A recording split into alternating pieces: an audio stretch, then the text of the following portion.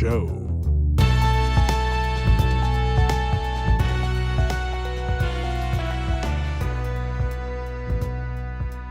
Well, I'm here again, and as I always commence, brothers and sisters, friends, enemies, and neutrals.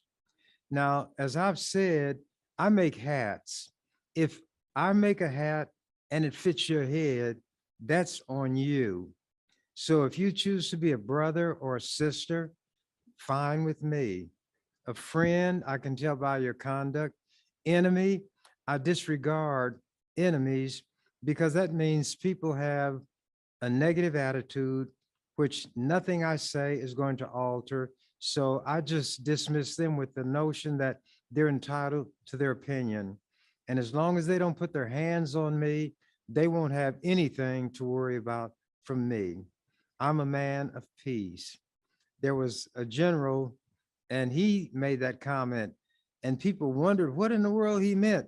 He said, well, I want a piece of this, a piece of that, and a piece of the other. That's why in English, words can sound exactly the same, but they have an entirely different meaning. But when they're written, you can see what the word is and what it means. When I say neutrals, those are the people who don't want to take the time to make an opinion, or they just don't have opinions, or it's come see, come saw, let it be the way it is, live and let live. So I want to cover the waterfront. Underneath it all, we're human beings. We communicate by means of the spoken word in a situation such as that I find myself in here. I speak English, so I use English. But often I do wonder, now that I will be 85 years old in July, what would I be had my ancestors not been dragged over here in chains from Africa? What language would I speak? Africa is not a city. Africa is not a country. Africa is a continent. I have no way of knowing what my origins are. But unlike some people, I'm not going to contact that, I guess you call it a company that will help you find your roots. What difference does it make to me? And this is a rhetorical question. It's not asking for an answer. If I had an ancestor who raised horses or stole horses, one person said, the thing about talking about your ancestors is that it's like beets. The best part is underground. So every pot has to stand on its own bottom. Now, if it could be accepted by everybody that anything born of a man and a woman is a human being, if the world started with two people, and that's hard for me to believe, but if it did, then everybody literally would be related. Everybody would share aspects of the same DNA. If you consider the number of people currently on the earth, and there are mathematicians out there, statisticians, others, how long would it take to have a population the size of the earth if it started with just two people? But even the Bible makes that hard to believe, because when Cain killed his brother Abel, all that, if you read the Bible, you would know is that there were two adults and two boys who had grown to manhood in the garden, four people. But that cannot be the whole story, because when Cain killed Abel, God banished him from the garden. Cain said, this is too cruel, and I'm paraphrasing, this is too cruel a fate. Every man's hand will be lifted against me. So God put a mark on him so that no man would raise his hand against Cain. If God was the one who said and meant, he who sheds a man's blood by man shall his blood be shed. Why would God put a mark on the first murderer so that no man would raise his hand against Cain? Those are some of the mysteries of the Bible, and they don't seem to bother those what are called Bible believing Christians. How could there be other men in the world on the earth who would menace Cain if the only two people who were here that produced children were Adam and Eve? Yet there were others here because Cain went to a place, I don't remember if it was the land of Nod, and he took a wife. Well, maybe he married an orangutan.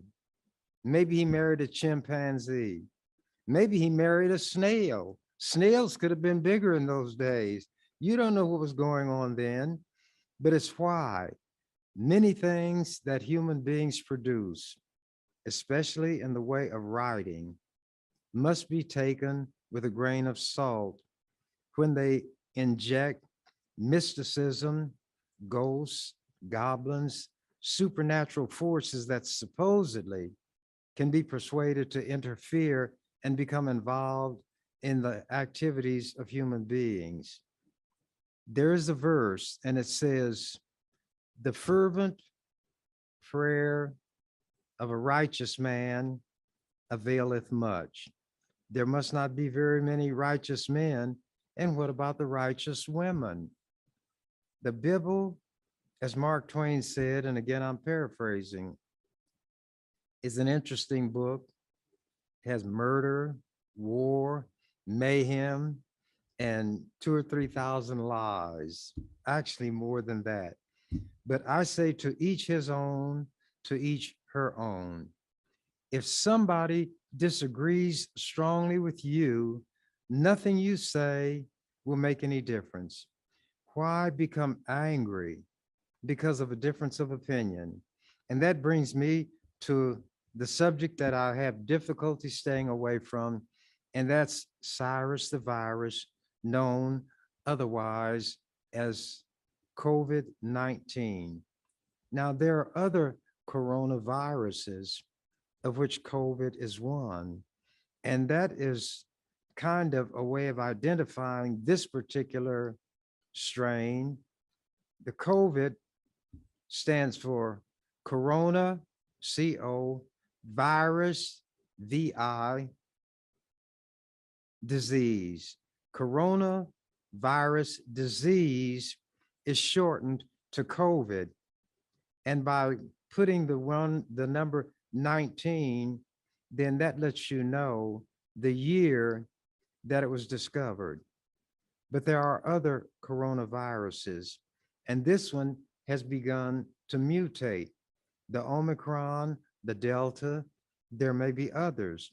Some people say all of this is a hoax, that there are no such things as diseases. There should not be any vaccines. Well, to each person, his or her poison. And with COVID, the punishment goes with the sin. The sin carries its punishment.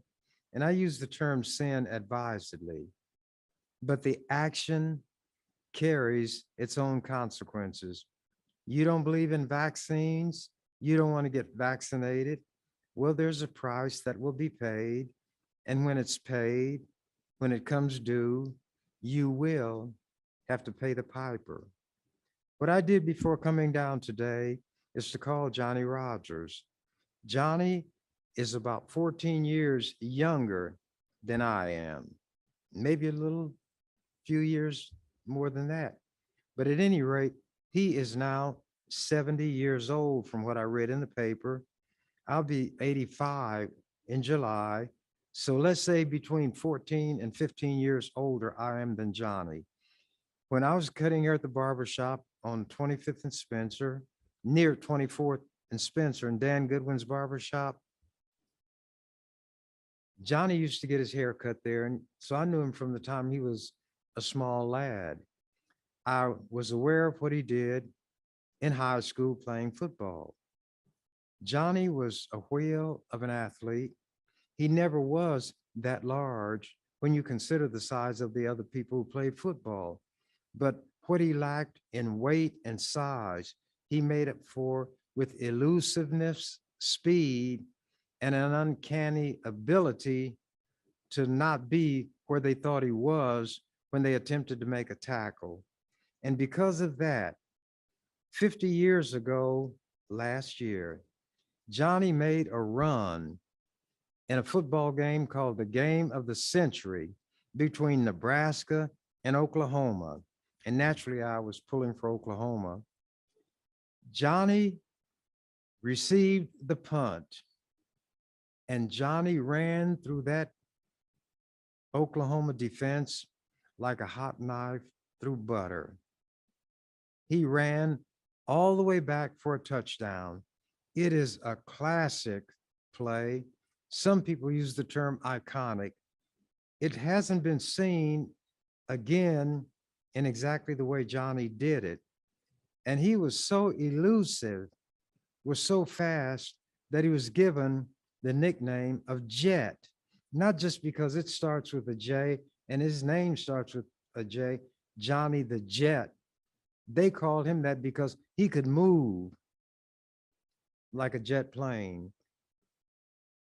Well, Johnny didn't think he ought to get vaccinated against COVID because he didn't like to have things injected into his body.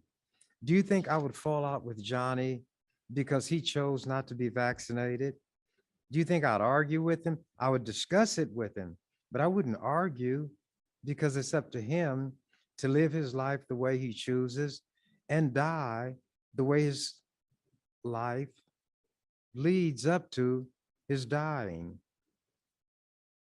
I found the articles that I'd been looking for that describes Johnny's run-in with COVID, and I'm going to read them, then have a comment or two, because I talked to Johnny by phone just before coming in today.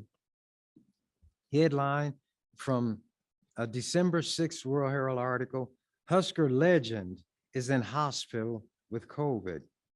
Subhead, Rogers was admitted to intensive care unit, but is, quote, feeling much better, unquote, business partner says. Husker football legend Johnny Rogers has been hospitalized in intensive care with COVID-19. Denny Drake, who has been Rogers' business partner for 25 years, said Rogers was hospitalized Thanksgiving morning at the Nebraska Medical Center. Rogers also developed pneumonia, Drake said. A few days after being hospitalized, he seemed to be doing better, Drake said. That first weekend, Rogers posted this on Facebook, quote, I am thankful for my children and family and thankful for the many friends that I have. Thank you for the years and years of support and showing me you care. In our lives, we will face many kinds of adversaries. In our flesh, we might feel that there is no hope, that no one cares about us. And I knew what he was leading up to. He's going to get into mysticism. But these are moments to keep praying, to quote, keep alert and be thankful, unquote. Yes, to thank God, confident that he hears our prayers and that we can trust him, unquote. A few days later, on Tuesday, Rogers, quote, took a turn in the wrong direction, unquote, Drake said, and was admitted to the intensive care unit. Quote, he was pretty weak until late yesterday, Drake said Sunday afternoon. He called me this morning and his voice sounded good. He said he had taken a turn toward recovery and was feeling much better. Drake said additional information should be available this week. After a stellar career at Omaha Tech High, Rogers broke numerous records at Nebraska as part of national title winning teams in 1970 and 71, 2 seasons, and earned the nickname the Jet. He also had one of the most famous plays in Husker and college football history with his punt return for a touchdown in the game of the century against Oklahoma. He capped his career with the Heisman Trophy, a first for a Husker, in 1972, and was inducted into the College Football Hall of Fame in the year 2000.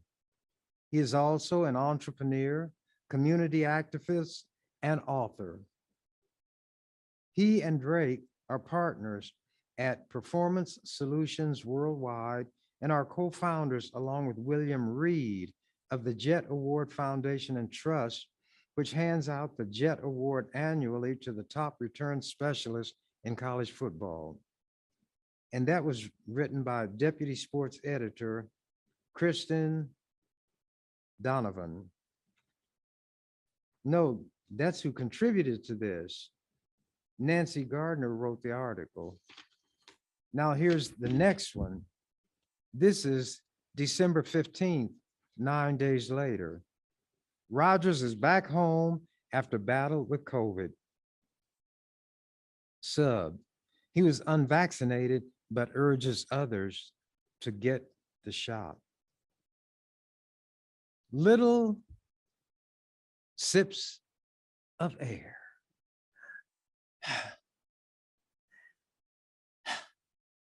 That's all Johnny Rogers could muster. The 1972 Heisman Trophy winner lay in an Omaha hospital bed in late November, an oxygen mask strapped to his head, thinking about nothing but breathing.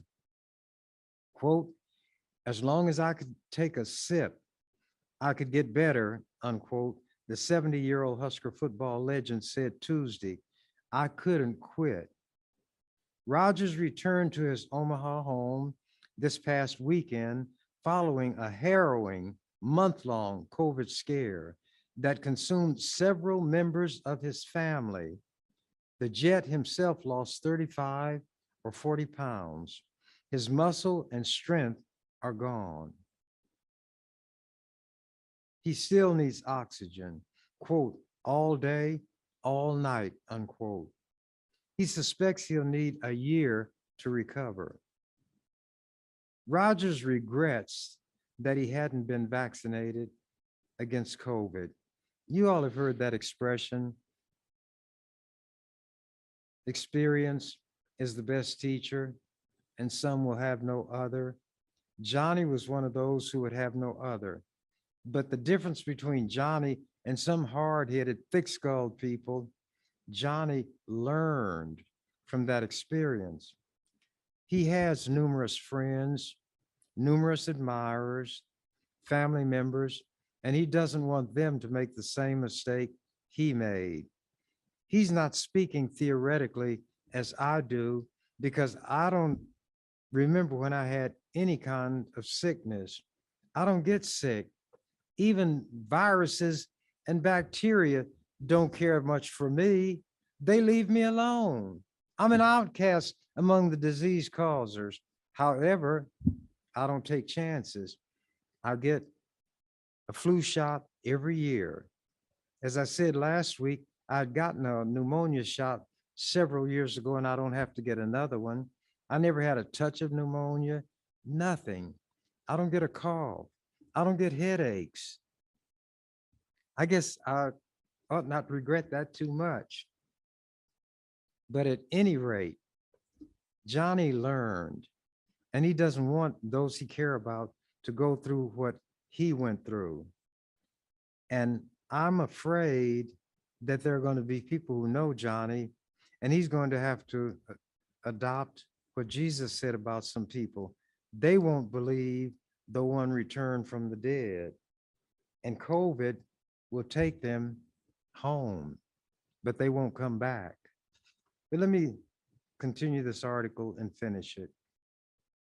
I repeat, Rogers regrets that he hadn't been vaccinated against COVID. Quote, I have to recommend that people do get vaccinated. If they don't, they're not going to be as strong as me. They won't make it. They won't make it. You can shake it, You can bake it, but in the end, you won't make it. And when it comes to your life, Cyrus the virus will take it. Continuing. Roger's family members first got crushed by the virus. His daughter, Latanya, and her mother, Shirley Pons. They were sick in Denver when Roger's son, Terry, drove 500 miles to help out. Then Terry got sick also. The University of Colorado Hospital would only admit his daughter. Quote, they had no beds, Johnny said. So he waited for his daughter to turn the corner, then transported Terry and Shirley back to Omaha, where more help was available. Rogers knew he'd likely contract COVID from the 10-hour drive, but he did not think he had any choice. A week later, as his family members improved, Rogers came down with a virus. I was expecting it, but this says he came down with a fever, a precursor to the virus. There was a song, and one of the lines, they were clever. It said, then I heard my Uncle Sam say, here I am. Uncle Sam wants you, boy. Well, that's what Cyrus said. Johnny said, quote, I was expecting it, unquote. Johnny had not gotten vaccinated. He had no experience of a personal kind with anybody who had a run-in with Cyrus. But then members of his family were smitten. When God was having this contest with Satan, they were making little wagers. Satan wanted to show God that he could make Job curse him. And God said, do what you want to him at first, but don't put your hand on him. Then Satan said, skin for skin, all that a man hath will he give for his life. So God said, well, you can torment him, you can afflict him, but don't take his life. Johnny knew that Cyrus the virus was one who will take your life.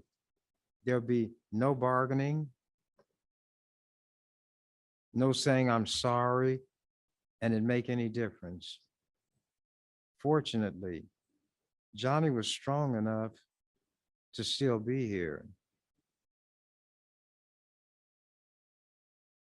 On Thanksgiving morning, the 50th anniversary of Rogers' famous punt return in the game of the century, his doctor directed him to go to the Nebraska Medical Center emergency room. Rogers wanted no part of a ventilator where he feared he'd lose consciousness and determination. He spent a week in an oxygen mask, almost sleepless. He couldn't even take a normal breath. This is Johnny the Jet. His engines had been cut off. His motion had been converted into standstillism, go nowhereism, facing possible deathism. Quote, it took every bit of resolve I had to realize I couldn't do nothing, but I had to do something. I had to fight. As long as I could do something, I could make it. Slowly, Rogers pulled through. Once his breathing progressed, he tried to resume the simplest movements. At first, he could not stand up, couldn't even hold up his arm or lift his leg. Then he could do it once, then twice. 2 weeks after his hospital admission, Rogers returned home with no medication aside from oxygen. Had Johnny not been as strong as he was, it would have been a different outcome. Rogers resisted the vaccines because they were, quote, experimental, unquote, he said, not according to science. Nobody can guarantee what impact a medicine is going to have, even if you're not allergic to it. In that sense, you could say everything is experimental, even food, because you could eat food and have the kind of reaction that could take you out of here. But if by experimental, you mean there's no background in science, not enough information or knowledge to make statements about what it is likely to do, even though there's no guarantee, it's not experimental in the ordinary sense of that word. It is science speaking loud and clear. And although some people who've been vaccinated have contracted the virus and died, but these generally are older people. Those who are not older and who have no underlying condition will get a milder version. And instead of dying, they'll produce more antibodies to ward off what they did catch. Am I a doctor? No. Am I a scientist? No. Do I profess to be either one? No.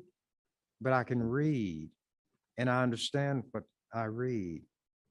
And I can listen to people who have done the writing of the things that I read. And I have confidence in what they've written.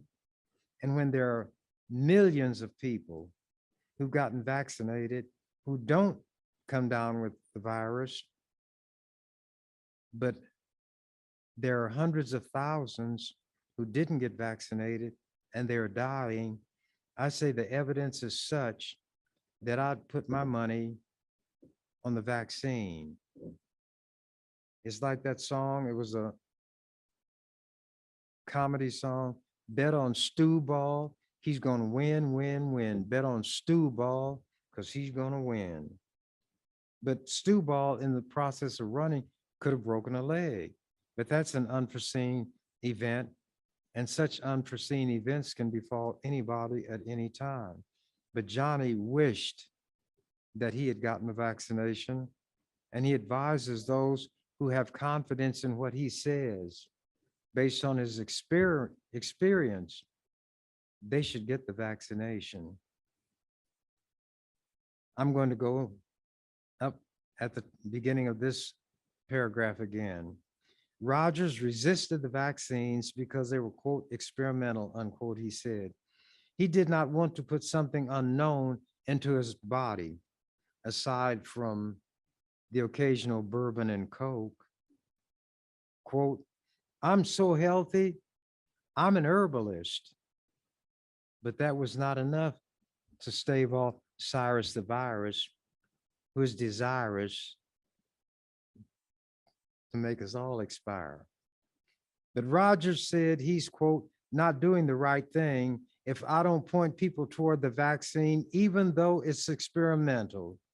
You got to get all the help you can get right now because it's serious, for real. It ain't no joke, unquote. On Saturday, Rogers missed the Heisman Trophy ceremony in New York, his first absence since he won the award 49 years ago. That's what Cyrus the Virus can do. That day, Rogers received a phone call he'd been waiting for. His mother had died. Ardella Rogers had been confined to a bed for months with Parkinson's and Lewy body dementia. Johnny summoned the energy to spend a day with her last week. Upon her passing, he actually felt relieved. Quote, she was suffering more than me, unquote. Ardella and Johnny basically grew up together, Rogers said, just 14 years apart. Both accomplished a lot, escaping poverty and earning college degrees. Quote, we came a long way, but we had to come from something. She started us off. Life transpires too quickly, Rogers said, but the past month feels like much, much longer. His focus now is starting over.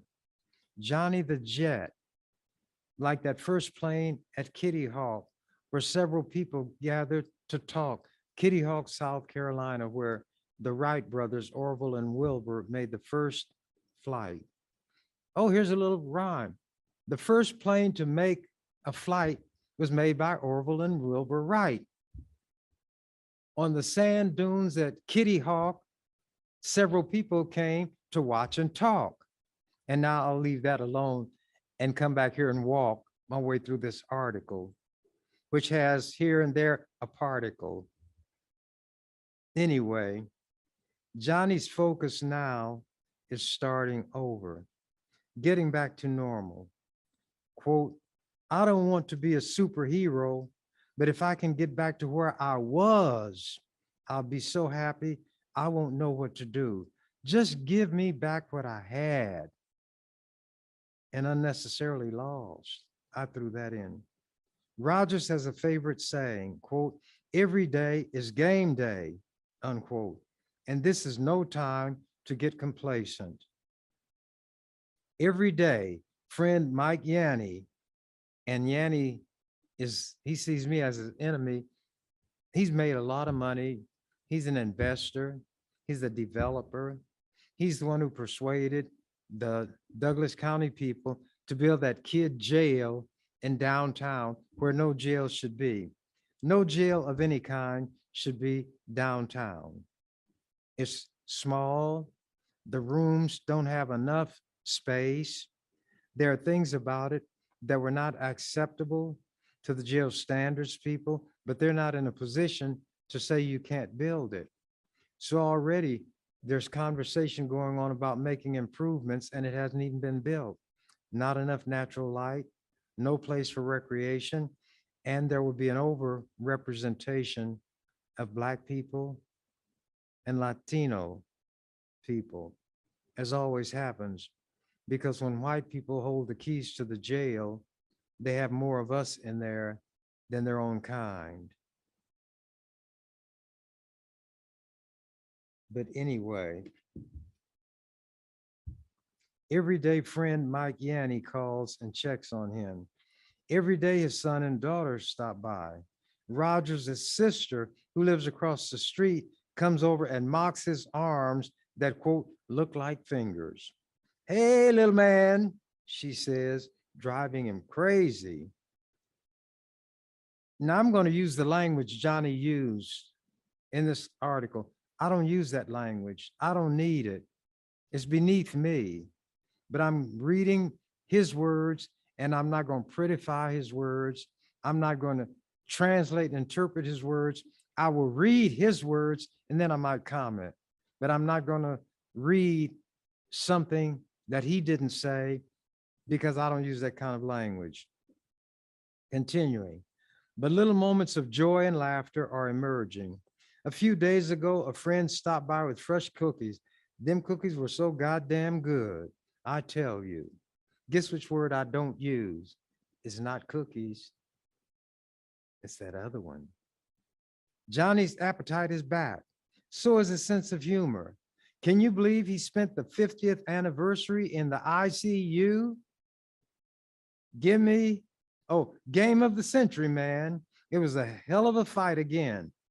Now here comes the word that I don't use like he used it. I had to kick COVID's ass.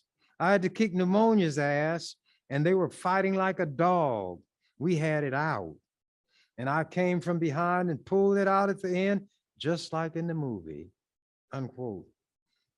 Optimism propelled the jet as a kid from the river bottoms of North Omaha to the grandest stage in college football. And optimism kept him breathing all alone in the hospital. I was winning a sip at a time. That's what I told myself, and that's what happened. But the main thing Johnny wants people to know is that they should get vaccinated. And because I've discussed him from time to time, I wanted to come back with a report from him. I talked to him just before I came down here, and guess what Johnny had done? He had played a game of racquetball, excuse me. I was thinking of Rocket Man because of what he's doing. He's up and about, but he's not going to overdo it. He said he lost the muscles in his arms, all of them in his back, his rear end, his legs, all of it gone. But he's going to work his way back. And I told him that because of the conditioning that he had done in his early life, the shape he was in, he will make it back. And because his sense of humor is back, my nonsense came back. I said, Johnny, here's what I'm thinking about. Now, you've been described as an entrepreneur, entrepreneur, entrepreneur, something like that. That's a foreign word to me. And it is a foreign word. I don't speak anything but English. And some people would say that poorly, which is all right. If I'm understood, that's what counts. The purpose of all communication is to be understood, whether you use drums, smoke signals, writing, speech, music. If you can transmit what's in your mind to the person you're giving it to, that comprises communication. And that's what all these signals that we send out from us to somebody else is about. Communicating to them what is in us that we want them to understand. I told him that I want him to hire me as his agent, and I am going to get him a contract in the NFL to play football. The first player at Nebraska to get a Heisman Trophy, the first one to get COVID and recover at 70 years old. And I want to get him a contract in the NFL. And I want to get him a contract to play, not running back, because he is a little small for that. We won't call it split end, but we'll call it Johnny the Jet hanger and launching pad. That's what will be. And Johnny laughed. But wouldn't it be something? What I did when Gale Sayers was at his peak with the Chicago Bears, I wrote a letter to George Halas, the coach, and told him that he was known for doing things that were outside the box, that Gale has a brother who is faster than Gale. He may not have the moves, but he could be considered for returning punts. And Roger used to get his hair cut at the barber shop. And I mentioned that this is what I want to do. And Bill Armstrong was a barber there at the time. Dan Goodwin, the proprietor, was there. And he thought we were kidding. And maybe everybody else did, but I wasn't kidding.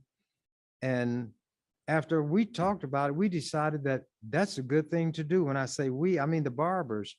So I wrote the letter. All three of us signed it and sent it. And guess what happened? Roger got a phone call and he was given a tryout. So it was not all in vain. You don't know what you can do until you try and unless you try. You will never see me discouraging people from doing anything that will improve self, strengthen your belief in yourself, get that iron in your spine that will let you stand without falling simply because somebody disagrees with you. Persuade you to trust your judgment and have confidence in yourself. That's what I would be about. And if it goes amiss and you're not interested, that's your prerogative. I still wouldn't feel it was time wasted. We don't know how much attention somebody is paying to what we're saying. They may not even know. But at any rate, the letter was written, Roger got his tryout. As Black people, we cannot be downhearted or disheartened because of the horrible things that were done to our ancestors all those years ago, decades ago, scores of decades ago. Inhuman and certainly inhumane mistreatment, the ravishing or raping of our women, of our little girls, and quiet as it's kept, but not quiet enough for these white people of today. Thomas Jefferson, the one who is given credit for being the main writer of the Declaration of Independence, which says, we, white people, hold these truths to be self-evident, that all men, and in his mind, except black men, are created equal. But he didn't put that in because he was trying to show Britain, England, George III, who was the king, that the colonists in America who had come from England are equal to the Englishman who's never set foot off the island. So he was talking about the equality between American white colonists and Britishers. He couldn't have been talking about black people because he had enslaved black people and was making babies on his female slaves. What do you think he thought about when he's wrapped up in her arms and having sex and will sell the baby who will be born? Oh, you all didn't know that Thomas Jefferson bred slaves for the purpose of selling the children that he produced? And he was a religious, righteous man. Although he was what they call an agnostic, he didn't know whether there was a God or not. And based on his conduct, he certainly didn't believe that there was any moral obligation he had to treat people with respect, dignity. He bred slave children. And slave is a word that has been rejected by a lot of people because it designates property. So they use the term enslaved persons. You don't lose your humanity, your personhood, because somebody through sheer brute force can put you in a state of servitude from which you cannot escape. And there were some slave men and numerous women who chose death over being enslaved. But old Tom and the rest of them, George Washington also had hundreds of slaves, knew how they could make you wish for death, but they wouldn't let death come. They would have somebody beat you until you were bloody. You had no strength. Then they would take brine, put a lot of salt and water, not to heal your wounds, but to give you increased agony, excruciating agony. And they would have the other slaves watch all of this. Listen to the shrieks, the screams, the pleading for death. And Thomas Jefferson, George Washington, Patrick Henry, John Hancock, Francis Scott Key, all of the white heroes talking a good game, engaging in these inhumane practices. They're known as the founding fathers. If you added to that, fathers of the greatest cruelty ever visited on one people by another, then they are the founding fathers, because they created a type of slavery that was unknown anywhere in the history of this world before or since. Slavery was not a word in other languages because nobody could own another. Somebody could capture another and put that person in a status of solitude, but that person remained a person. And there were certain things that could not be done to those persons in solitude without violating the law. But when it came to us, it was entirely different. And this is why some of these so-called anti-CRT critical race theory people don't want those things taught. They said it will have little white children apologizing for being white. These things are not even taught in grade school. But where were the white Christians of concern when I, as a very small lad, the only one of my complexion in grade school, with a teacher, although not personally known to my parents, a teacher, my parents, before I left home and was sent to the clutches of this teacher, taught me to respect my teacher. They were all females at that time because she would teach me things that I needed to know and that I would learn nowhere else. But my parents did not warn me that this teacher would create a set of circumstances for me to be humiliated, shamed, embarrassed, not understanding why this was being done to me.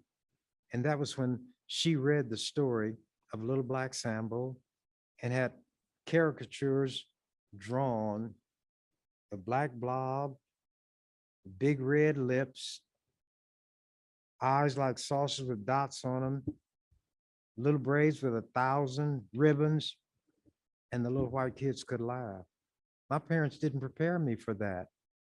They probably had no inkling that when I went to this white school, that their child would be treated in that fashion. And there was nobody I could turn to. And I hadn't done anything to those white people. I had shown respect. I always was a respectful, obedient child. I didn't get in trouble. That doesn't mean I never did anything wrong. You know how I entered a life of crime?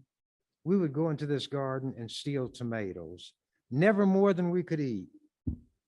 I found out later that the people who owned the garden knew it, and they would have given us the tomatoes. But at any rate, there I was in that classroom, these things being done to me. And these racist white people today say that they don't want their little children taught about what white people had done because it will make them embarrassed and ashamed of being white. Well, they're not ashamed because we say what your ancestors did. You're ashamed because of what they did. And these people who don't want critical race theory taught don't want the truth taught. They want to expunge the truth of history from history when so-called history is taught to white children. And if any of them who've been deprived of this factual information wind up with a scholarship to some other country, and these people in that country know more about this white kid's history than the white kid, and the white kid would deny that this even happened, he'd be a laughing stock. He'd be run right back to the shores of this most racist of racist countries. I repeat these things. They bear repeating. Just like when that teacher repeated the insult that was the name of that child in that story, Little Black Sambo. But I didn't identify with what she showed me in that book. I identified with the ridicule that was being heaped on that child, and the white kids looked at me. And the teacher never said, "We don't laugh at each other," when they laughed at me, although she was very adamant about little white kids not laughing at each other if they did something that genuinely was funny. The teacher said, "We don't laugh at each other." And she could have added, "We'll save that for Ernest over there." White people, not all of them, can be vicious and cruel. And when you add to that cruelty Christianity, you've got a combination that would make the so-called monster Frankenstein shudder, make the Wolfman howl and take off running, make Dracula say, "Their blood is unfit for a vampire to drink because it may reduce me to the level of cruelty that they occupy." Did I make Thomas Jefferson a slaveholder? Did I make George Washington a slaveholder? Did I make Francis Scott Key, who wrote the words to the national anthem, a slaveholder? Did I compel Patrick Henry, known for saying, "Give me liberty or give me death"? Did I make him a slaveholder? Then why am I to be condemned when I describe what these vicious, low-down, inhumane, racist dogs, let me apologize to the dogs, Dogs don't do other dogs the way these white people did black people. And then produce babies and sell them. There were black women who killed their children when they were born rather than have them grow up and live a life of slavery. Frederick Douglass described a situation where this spoiled white woman had a baby and made the black woman take care of the child. And the black woman nodded off, and the white woman was asleep, and the baby started crying. And the white woman woke up and she was furious because her white baby in the arms of this black woman had done what babies do, and that was to cry. And the black woman had done what weary people do, was to fall asleep. But for that, it was considered a capital offense. And that woman went and got one of those big pieces of wood that were used for the fireplace and shattered this woman's skull, killed her, and was not charged with a crime. And yet this black woman was taking care of this white wench's offspring. And the little white baby would be reared to be just like its daddy. But see, I wouldn't refer to a child as an it. That baby was not responsible for being in this world. That baby did not choose his or her parents. But those people demonstrate why a man who's one of my favorite poets, he was an Irishman, said, parents are the very ones who should not have children. Unfit. It's hard for me not to discuss these subjects because this attitude that I'm describing informs the policies and practices in this country and its government. While boasting to the rest of the world about being a democracy, their legislatures are in the process of drafting legislation to deprive us of the right to vote, making it so difficult. There are some states where the lines are long, and if it's a hot day and you have a friend in that line and you give that friend a drink of water, then you commit a crime. You cannot give those people any nourishment or water. That's what these racist white people have put into the law, and they're the master race, yet masters of hatred, cruelty, and unspeakable wickedness. Elijah Muhammad had it correct as far as it went when he called them blue-eyed devils, but he owed the devil an apology. He owed the devil an apology. And these people professed to be Christians. For the last few days, I've been immersed, IMMERSED, immersed in studying about these so-called Indian boarding schools. They were supposed to be industrial training schools. And these little children were separated from the tribe of which they were a member, their parents, by compulsion. They were literally kidnapped, taken to these places. Their hair was cut off. And to Native Americans, hair, it's not magical in the sense of abracadabra, but there's a spiritual significance rooted in their traditions and culture associated with their hair. There was a little town in Nebraska where a school secretary cut the hair off these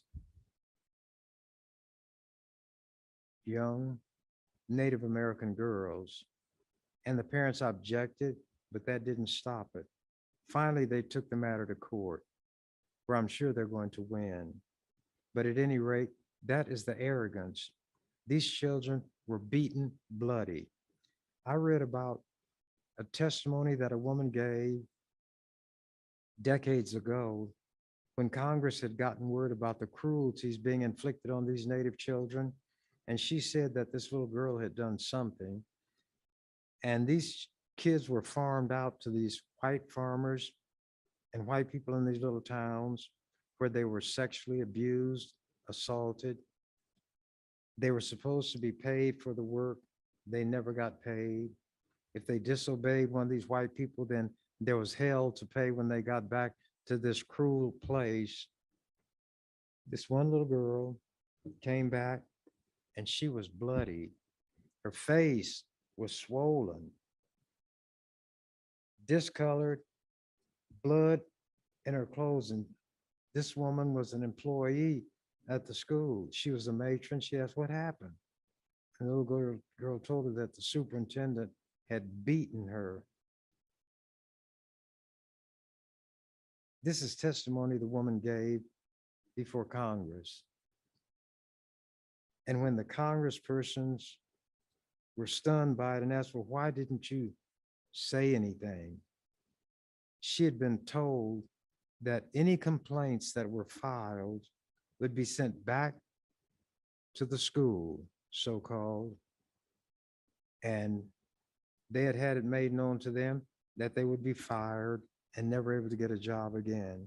So they watched this cruelty and were made unwilling co-conspirators. That's what happened to the Native children. And the slogan was that there's something wrong with being an Indian. That's the word that they used, although they had never been to India. Kill the Indian in the child and save the man. In other words, exterminate what is Indian in them, teach them to be like white people, live like white people, walk and talk like white people, but still be rejected. So the children were uprooted by force. The parents had no say so. If parents hid their children, then they would be punished because a very careful census was maintained. When a birth occurred, it was noted.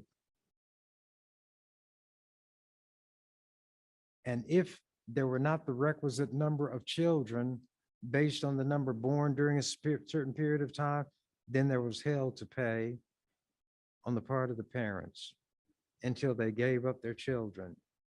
In Canada, it was horrendous and led to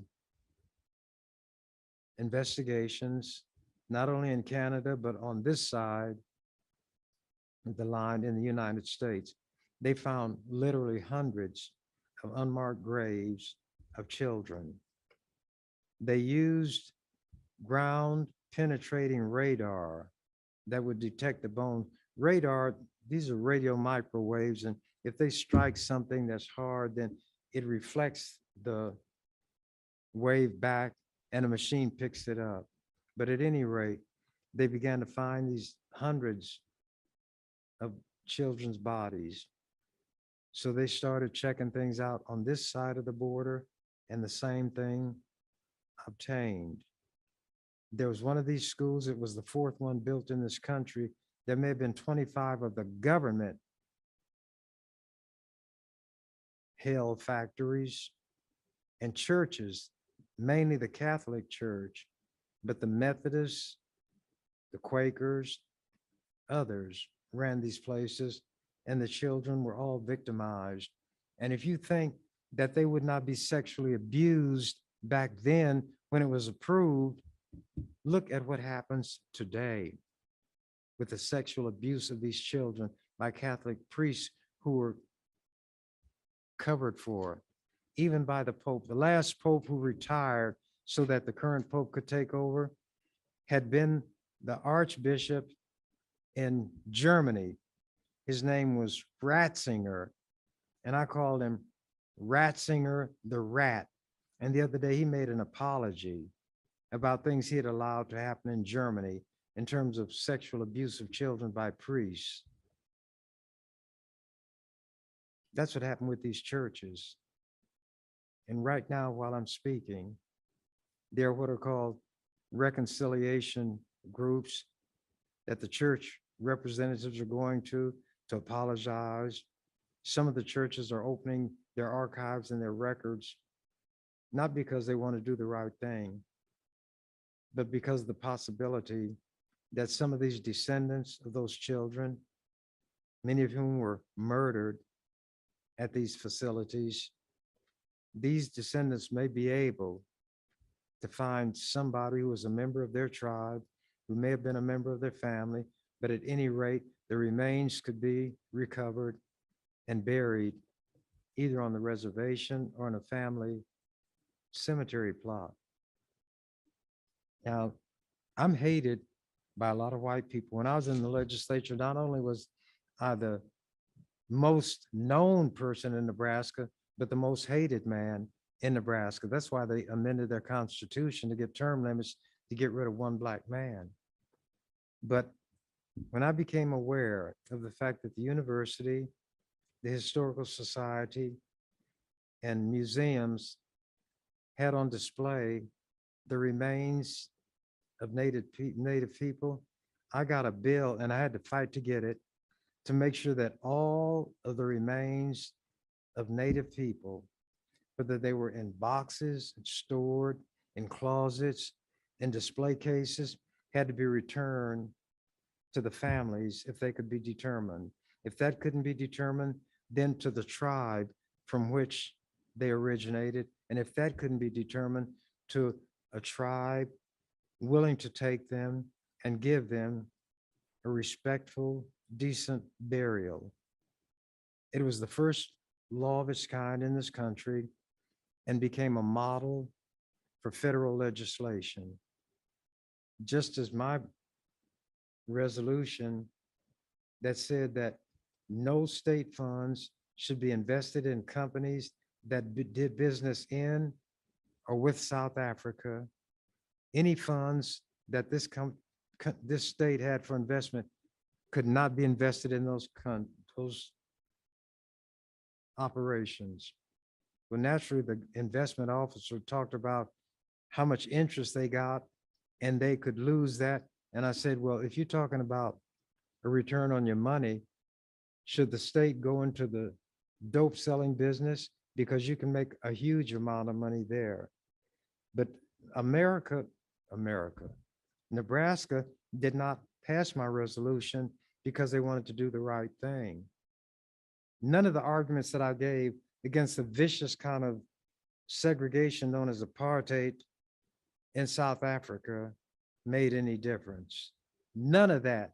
So why did they do it? A white racist played into my hands. He gave the university $3,000 in Krugerrands.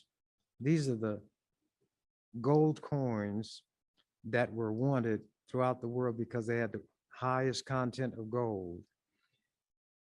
And the amount of gold weighed over 100 pounds. They had to send 3 vehicles to cart them all to the university.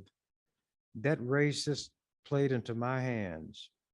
There are people out there who hate me, but they've come to know that I was the master of the rules, parliamentary procedure, and controlling the legislative process. I could stop it when I wanted to. One black man outnumbered by 48 white people, and I could stop the legislature when I wanted to. One woman put in the paper,